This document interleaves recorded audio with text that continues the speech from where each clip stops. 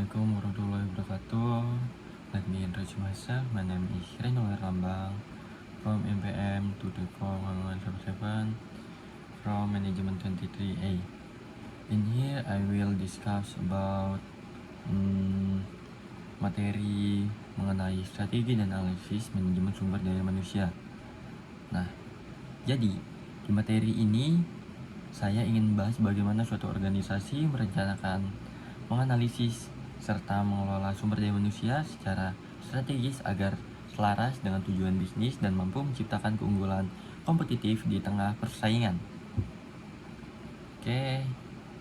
Nah, next ada manajemen sumber daya manusia merupakan proses pengelolaan tenaga kerja yang mencakup kegiatan rekrutmen, pelatihan, penilaian kerja, hingga pemberian kompensasi.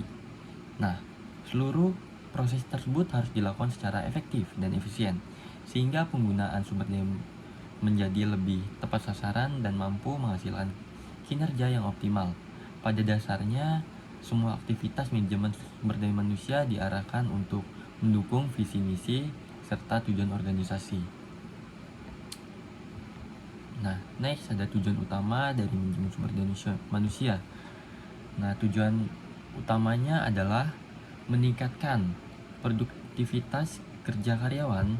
Selain itu juga, organisasi juga berupaya menciptakan sumber daya manusia yang kompeten dan memiliki keterampilan sesuai dengan kebutuhan pekerja. Dengan pengelolaan yang baik, tingkat kepuasan dan loyalitas karyawan akan meningkat sehingga mereka dapat memberikan kontribusi yang maksimal bagi organisasi. Next ada strategi manajemen sumber daya manusia. Strateginya berfokus pada perencanaan jangka panjang terkait kebutuhan tenaga kerja, baik dari segi jumlah maupun kualitas. Strategi ini harus disusun selaras dengan strategi bisnis organisasi agar tujuan perusahaan dapat tercapai secara optimal. SDM yang unggul dan berkualitas dapat menjadi faktor pembeda yang memberikan keunggulan kompetitif bagi organisasi dibandingkan para pesaingnya. Next ada analisis manajemen sumber manusia. Dilakukan untuk menilai kondisi sumber daya manusia yang dimiliki organisasi saat ini. Melalui analisis tersebut, organisasi dapat mengidentifikasi kebutuhan tenaga kerja serta mengetahui adanya kesenjangan kompetitif antara kemampuan karyawan dengan tuntutan pekerjaan yang harus dipenuhi. Next ada dalam melakukan analisis SDM terdapat beberapa alat yang dapat digunakan, antara lain analisis jabatan untuk menjelaskan tugas, tanggung jawab, dan kualifikasi setiap posisi pekerja. Selain itu, analisis kebutuhan SDM digunakan untuk menentukan jumlah dan jenis tenaga kerja yang diperlukan. Analisis SWOT SDM juga berperan penting dalam mengidentifikasi kekuatan, kelemahan, peluang, serta ancaman yang berkaitan dengan sumber daya manusia. Next ada di sini ada strategi pengembangan SDM dapat dilakukan melalui rekrutmen berbasis kompetensi, pelaksanaan pelatihan dan pengembangan secara berkelanjutan, serta penilaian kinerja karyawan menggunakan indikator yang jelas seperti Key Performance Indicator atau KPI.